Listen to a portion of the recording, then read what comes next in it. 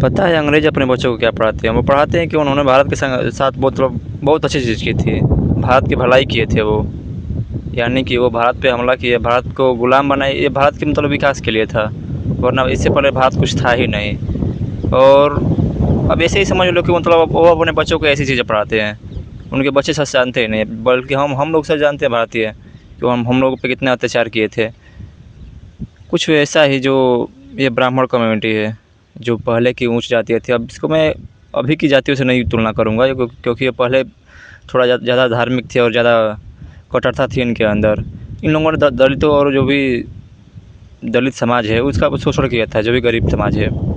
और ये अपने बच्चों को ये चीज़ दिखाते ही नहीं कि हमने कभी इनका शोषण किया था।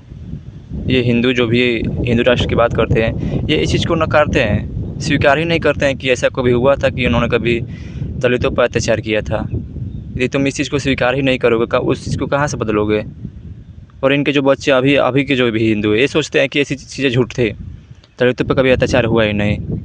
अरे भाई, जो दलित हैं वो जानते हैं कि अम्बेडकर कितने महान थे। उन्होंने उनको इस चीज़ से मुक्त किया था। जो भी तुम्हारा ये जातिवादी भ्रम है, बहुत तुम उनका शोषण शोषण किए थे।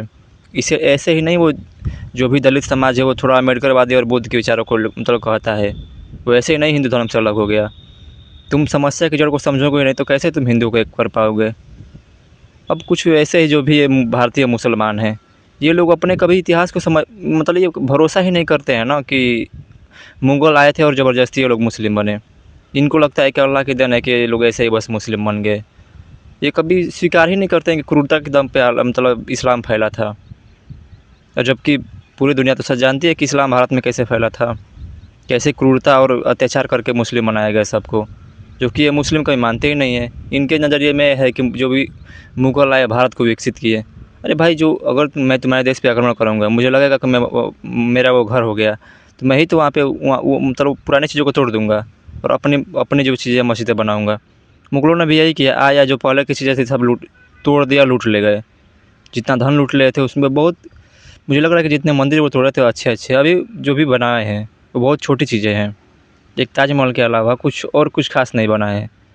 बाकी तुम भारतीय आर्किटेक्चर की बात करोगे तो पहले बहुत सी चीज़ें थी, उसमें भी तोड़ने के बाद भी अभी कितनी बची हुई हैं।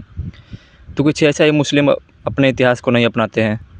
तो यानी अंग्रेज़ के जो लोग हैं वो नहीं अपनाते तो हम लोग थोड़ा दुखी होते हैं। पर भारतीय कौन से हैं? जो सो कॉल्ड हिंदू है वो दलितों को वाले अत्याचार को नहीं अपनाते हैं। जो मुस्लिम वो अपने इतिहास को नहीं अपनाते हैं। जब कोई भी वास्तविक सच को अपनाएगा ही नहीं तो कहाँ से बदलाव आएगा? हिंदुओं को एकता एकता की बात करेंगे पर सच नहीं अपनाएंगे, मुस्लिम कभी सच नहीं अपनाएंगे, तो वैसे ही उलझे रहेंगे, भटके रहेंगे कि मेरा इस्लाम और मेरा अल्लाह सब कुछ है और इतिहास को भूल जाएंगे। यही चीज़ है, सच को अपनाओ।